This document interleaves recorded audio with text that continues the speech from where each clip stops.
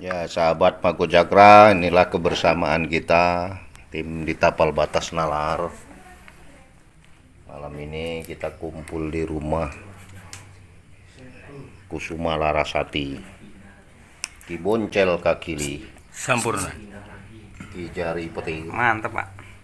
Wayan Macan Putih, Lingkar Geni. Nah, ini Kusuma Larasatinya. Kemudian ini Ki BW.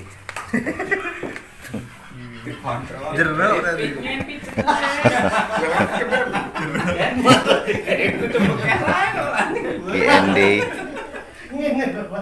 Perkenalkan, ini dia namanya Maung Parahyangan. Ya, inilah orangnya. Aing mau pokoknya. Nah, ini Maung Parahyangan. Tuh, Pak Sartono, Ki Dimas Rogo, Mat Gondrong. Nah, bagi penggemar Mat Gondrong ini dia orangnya. Wah, bisa kenyang deh. Bisa cepat gemuk. Itu kebersamaan kami. Nanti lanjut ke obrolan santai. Ya, sahabat Mago Cakra, ini dia situasi usai makan bakso sebesar bola kasti. Ampun tenang. Ini pada santai. Kita berada di kediaman Pak Sartono, beliau sodakoh. Mudah-mudahan dari sodakohnya itu yang diangen-angen ya disampaikan, Pak ya. Ya, itu Pak Sartono. Mumpung obrolan santai ini, mungkin sahabat-sahabat kita yang sering memperhatikan tim Tapal Batas pengen tahu banyak. Ki Boncel Kakili ini, beliau ini unik. Orangnya unik, jarang kelihatan, tapi kalau di hajatan inilah tim sapu jagatnya. Jadi tidak sempurna kalau nggak ada beliau ini. Cuman kalau sudah dapat benda pusaka, kalau sudah dipegang dia, kita ngeri, takutnya dikiloin. Nah, ini orangnya ini. Mengerikan, dia langsung nimbang-nimbang itu, ditimbang-timbang ini berapa. Nah, inilah kekeluargaan itu ya, seperti ini, guyup. Nah, mungkin dari kawan-kawan ada yang mau nanya, ada unek-unek. Pak, saya mau nanya, Pak. Makna dari sebuah cincin ini kok ada matanya gitu, Pak? Oke, kita lihat ini. Jadi di tim Tapal Batas ini kemarin itu waktu live ini dapat ini nih, cincin. Ini ada seperti mata ini. Kalau nggak percaya, ayo kita lihat satu-satu. Ini Ki Boncel Kakili. Nah, oh ya.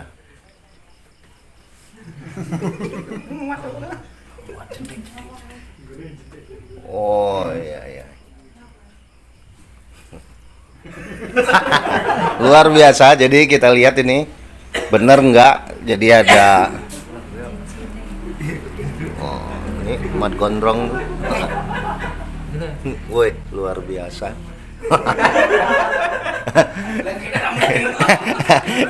Jadi ya, sambil ngobrol ini ya, maksud tim Tapal Batas ini memiliki cincin ini kok motifnya mata. Maksudnya di dalam kebersamaan itu kita harus saling memandang.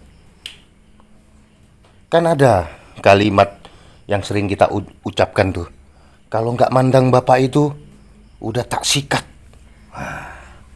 Kalau nggak mandang bapak itu udah, maksudnya sikat gigi ya.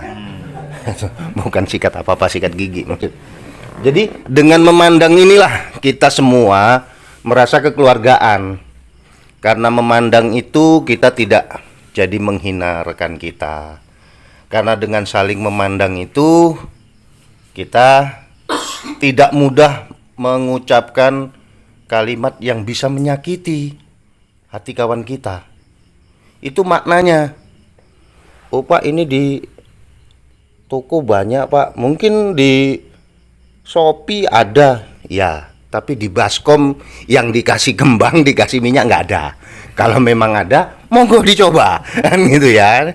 Jadi yang mau narik dari Shopee juga boleh, yang narik dari apa namanya dari baskom ya boleh gitu kan, sah-sah saja. Yang penting bendanya terwujud gitu kan. Pakai ongkir itu Pak. Ah, jadi kalau yang lain pakai minyak, pakai baskom, pakai air dan segala macam, yang itu pakai ongkir dengan pakai pemesanan. Ya, jadi sah-sah saja. Itu ya maknanya ya.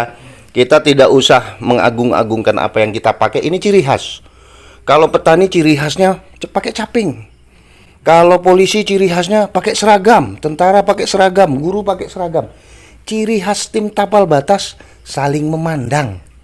Jadi supaya kita tidak cepat mudah mengeluarkan kalimat yang tidak pantas. Itu maknanya ya, Kilingkar Geni. Ada lagi yang mau nanya?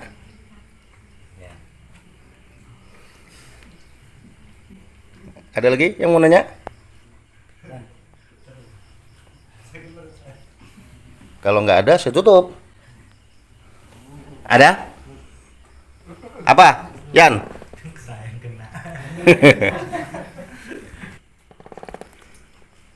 Oke, kalau nggak ada ditutup apa?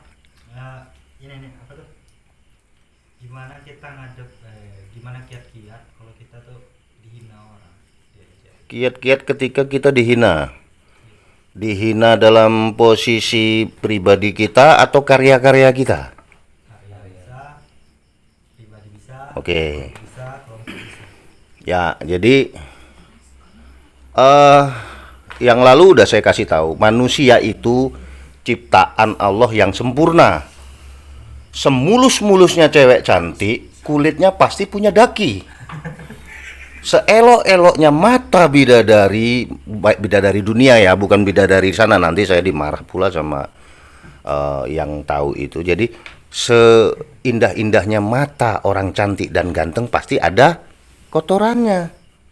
Di mulut, di segala macam. Itu maksudnya supaya manusia itu sesempurna-sempurnanya pasti memiliki kekurangan, batasan, karena yang maha sempurna hanya Allah. Lalu gimana kalau kita diinyek orang?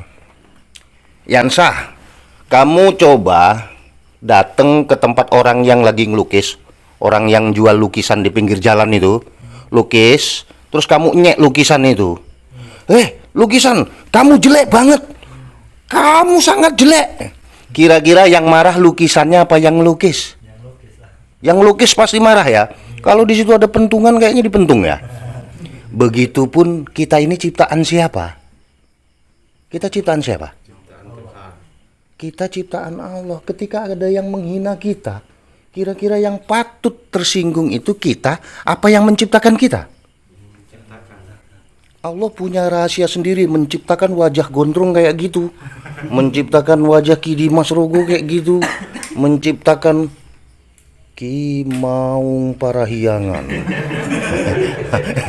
Ya kayak gitu. Ada penuh rahasianya.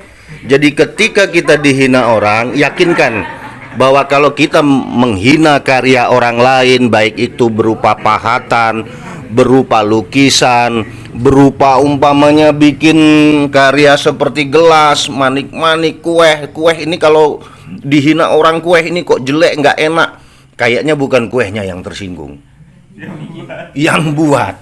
Nah itu kiat satu. Kiat dua, habis dihina orang, buka dompet kita intip, duitnya kurang nggak? Kalau kita intip duitnya masih tetap nggak ngaruh. Cuman kalau dia setiap dihina orang hilang 100.000, dihina 2 kali 200.000, kayaknya gergaji senso juga harus keluar itu.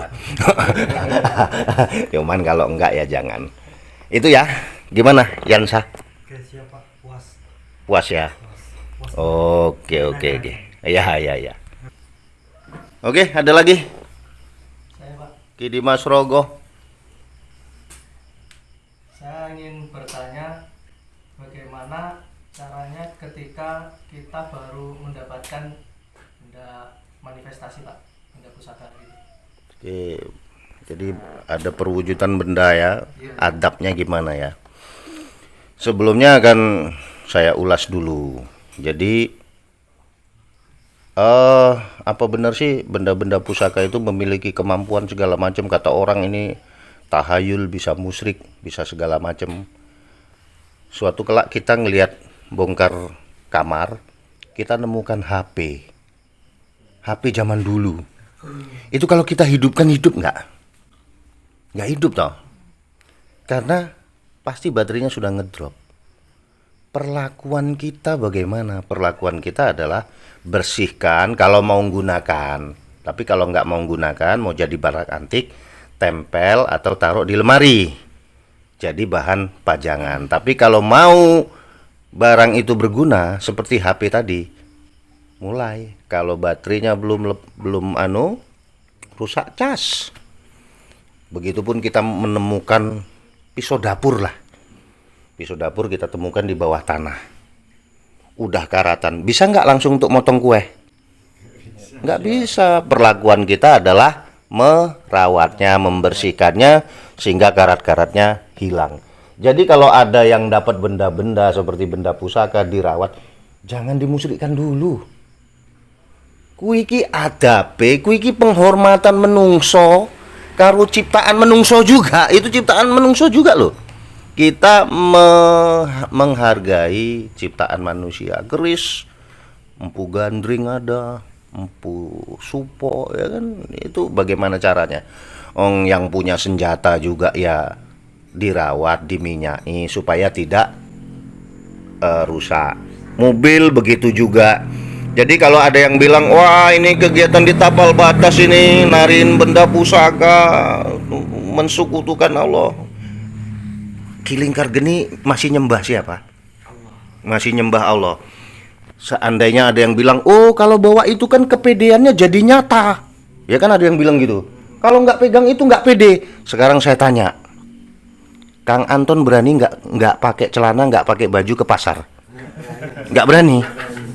Pakai baju, pakai ini jadi pede ke pasar. Berarti pakai jimat dong. Kan enak tuh jawabnya. Kalau orang bilang, gara-gara itu nanti keberanian orang kita loh pakai celana, pakai baju itu ya udah pakai jimat. Karena nggak berani kita. Berani, Ki Boncel. Kayaknya yang takut yang di pasar.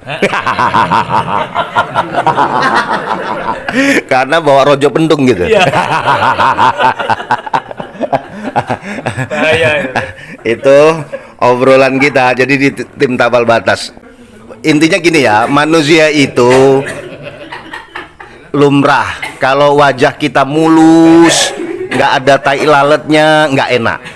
Kalau ada yang ngasih jempol, itu ada 100, ada yang ngasih jempol ke bawah 1, anggap aja itu tahi lalat yang menempel di gigimu. Gitu kan. Bukan gigi ya, hilang ya kalau gigi. Jadi seperti itu. Nah, jadi kalau ada yang ngasih jempol ke bawah itu anggap aja tai lalat gitu. Nggak usah buat sakit hati. Terus kalau harimau atau macan putih lagi ngamuk, jangan diambil hati, diambil sendalnya kita sumputin. Nah, itu ya.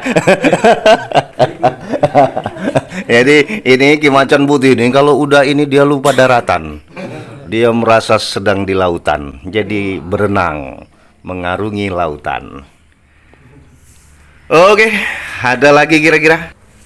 Oke, ada lagi? Saya Pak, Apa, Mat Gondrong?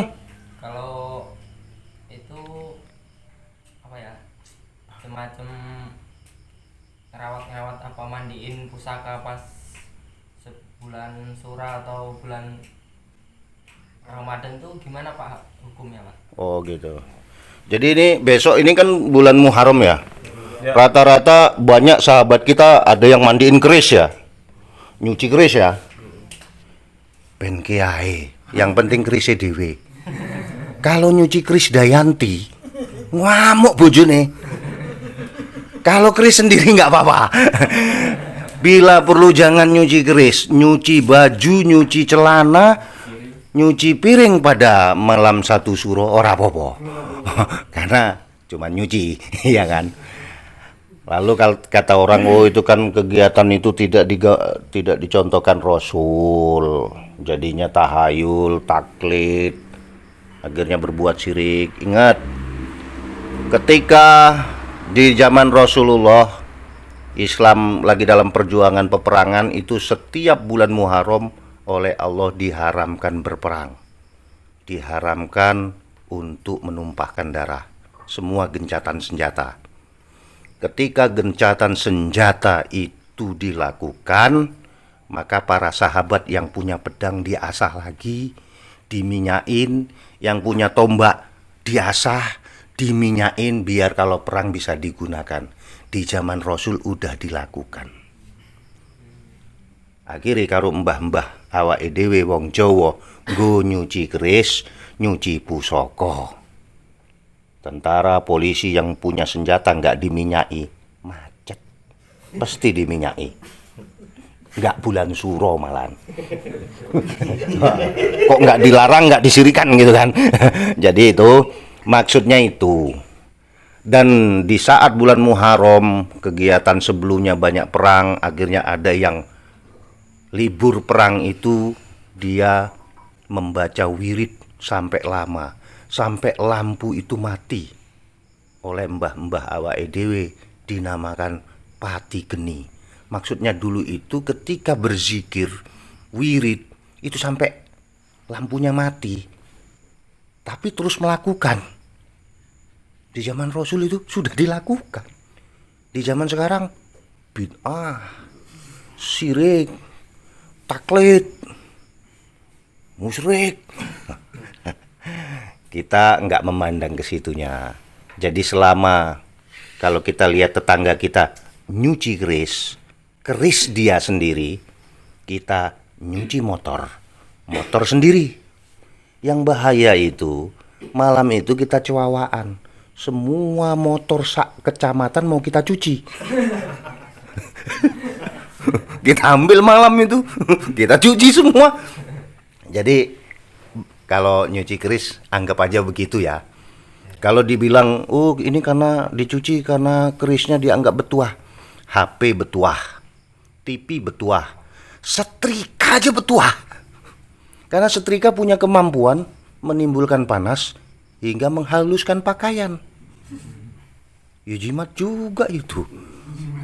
Iya, punya motor nggak dicuci, nggak diisi bensin, mau punya kemampuan.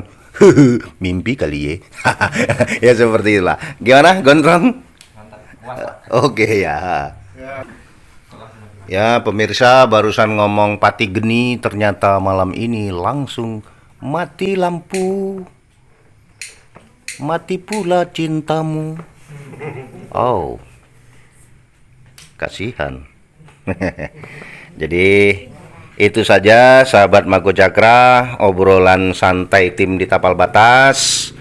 Intinya kami berusaha untuk menjaga lisan kami, menjaga semua apa yang ada pada kami ketika sifat dan sikap kami menyinggung para sahabat semua, kami mohon maaf. Jadi ini semata-mata untuk bagaimana kita belajar yang ada di tim Tapal Batas ini, mereka mengenal dirinya. Man arofa nafsahu faqad arofa robbahu. Yaitu barang siapa yang bisa mengenal dirinya sendiri, maka dia akan mengenal Tuhannya. Wa man arofa robbahu faqad jahilan nafsahu. Dan barang siapa yang sudah mengenal Tuhannya, maka ia harus tahu dan kenal akan kekurangan dan kebodohan-kebodohannya. Itulah anak tangga sehingga kita akan bertemu hadis berikutnya, al-insanu siri wa ana siruhu. Semua manusia itu merupakan rahasia dan Allah lah rahasianya. Itu terima kasih. Lain kali akan kita lanjuti. Mako Cakra Channel, tim di Tapal Batas, nalar.